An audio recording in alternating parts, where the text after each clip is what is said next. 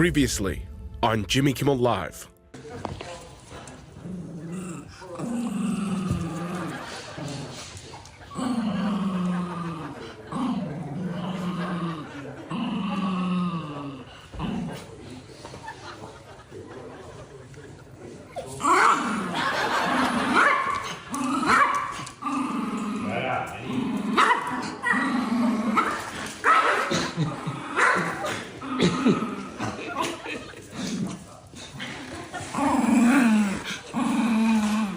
From Hollywood, it's Jimmy Kimmel Live. Tonight, Olivia Rodrigo and Eric Andre with Cleto and the Cletos. And now, Jimmy Kimmel!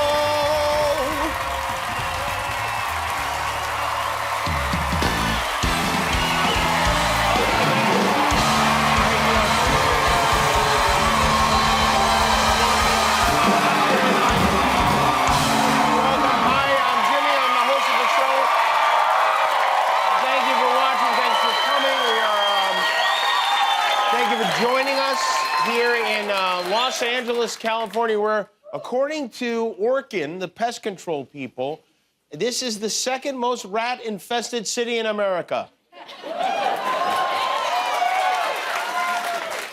Chicago's #1, we're #2, and one spot ahead of New York, which, not that I don't trust the people with the tanks of rodent poison strapped to their backs, but that's nonsense. I live in LA. I haven't seen a rat here in about 15 years. When I fly to New York, I see them from the plane. As we're, okay? There's no way there are more rats here than there are in New York. Agents, yes, and I can see how those could get confused, but not. Guillermo, when honestly is the last time you saw a rat? Oh, maybe 3 weeks. Really? Like, Where'd you see it? Right here in the alley, right there. Is that right? Yeah. Oh. You sure it wasn't a chihuahua that got some work done?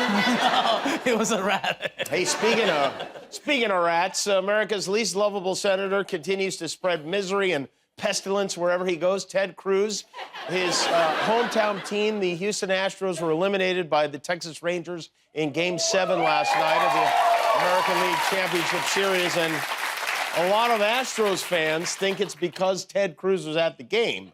The Astros lost every playoff game Ted Cruz, who says he's an Astros fan, went to this year. So they asked him to please stay home for Game 7, but he wouldn't because his wife asked him to not stay home for Game 7. And as a result, he cursed the team and they lost. Remember when everyone in Texas was outraged that he skedaddled to Cancun? Now they're begging him to go to Cancun. Of course, Cruz pushed back against this idea that he's a jinx. He wrote lying hacks at Rolling Stone. For 7 years, Catherine and I have attended nearly every Astros home playoff game. If they're going to blame me for our recent home losses, please also credit us for 2 World Series championships, 7 consecutive ALCSs. We were there cheering Stros on, right? And here's the thing, whether Ted Cruz really is a curse on the Astros or not, I think we can all agree it's hilarious that he's getting blamed for it and has to defend himself. It's like they say, you cruise, you lose. So the Rangers are headed to the World Series. They'll host the winner of tonight's Game 7 between Arizona and Philadelphia, where Phillies fans have been pre-gaming since last night. They grease the poles, they have the no parking signs up. No party tonight, but fans we spoke with said it's just a postponement. Tomorrow is when the real party will start. Game 7 tomorrow night. Let's go, Billy! And then let's go to the dentist. I think we may have found our next Speaker of the House, right? That's the guy. The House of Representatives is ungaveling before our eyes. We're now at 3 weeks without a speaker after Republicans again failed to come up with a viable nominee. In the history of our country, there's never been a situation like this. And there's nothing in the Constitution that covers it because the Founding Fathers, as forward-thinking as they were, never imagined such a large group of elected officials being so unbelievably dumb. So this morning, there was a series of closed-door voting sessions. GOP whittled the field of nominees down from 8 to 1. Tom Emmer of Minnesota, they picked him, and then they kicked him out in 4 hours. It was crazy. This morning, I didn't even know who Tom Emmer was. Now I still don't. I have no idea. Altoids last longer than these Republican nominees. Apparently, the reason for Emmer's sudden and early exit is that Team Trump chimed in. They started working the phones behind the scenes. and telling House Republicans not to support him. Emmer was only one of 2 speaker finalists who didn't vote to decertify the election in 2020, which, of course, made Trump mad. So the MAGA nuts started calling him a George Soros plant. Trump called him a rhino. He said supporting him would be a tragic mistake. Same thing he said about Eric. So now they're back to square one with nobody. Meanwhile, the Speaker of the Waffle House was in court again today. And oh, man, is he in trouble. I'm telling you right now, Donald Trump is going to jail, okay? I don't want to hear anything else. I'm telling you. Today alone, his former chief of staff, Mark Meadows, we learned has immunity in the January 6th case, and he will testify that he repeatedly told Trump that the allegations of voting fraud were baseless, which is the opposite of what Trump says. His former lawyer, Jenna Ellis, pleaded guilty to felony charges of aiding and abetting false statements in the Georgia election tampering case and will likely testify against her former client. And Trump's former fixer, Michael Cohen, testified against him in the fraud trial in New York today. Right now, half of Trump's lawyers are trying to keep him out of prison. The other half are trying to keep themselves out of prison. For many years, Michael Cohen was possibly Trump's closest confidant, but like all his closest confidants, not anymore. What do you think about Michael Cohen testifying today? Do you think it's about this loyalty? Well, he's a proven liar, as you know. He's a felon, served a lot of time for lying, and we're going to just go in and see. And I think you'll see that for yourself very easily. The Southern District came out with a scathing statement about him. So he's a liar, trying to get a better deal for himself, but it's not going to work.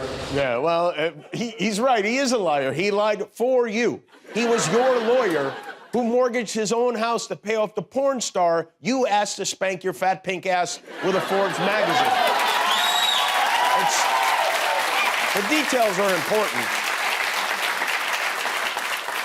Rodney Dangerfield also took a break from witness tampering to post a review of Mitt Romney's new book that came out today. He wrote, Mitt Romney, a total loser that only a mother could love, just wrote a book which is, much like him, boring, horrible, and totally predictable.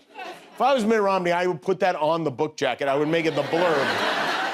I love it when he criticizes a book he definitely didn't read. But today, the mildly anticipated Mitt Romney biography, 50 Shades of Decaffeinated Earl Grey, hit the shelves.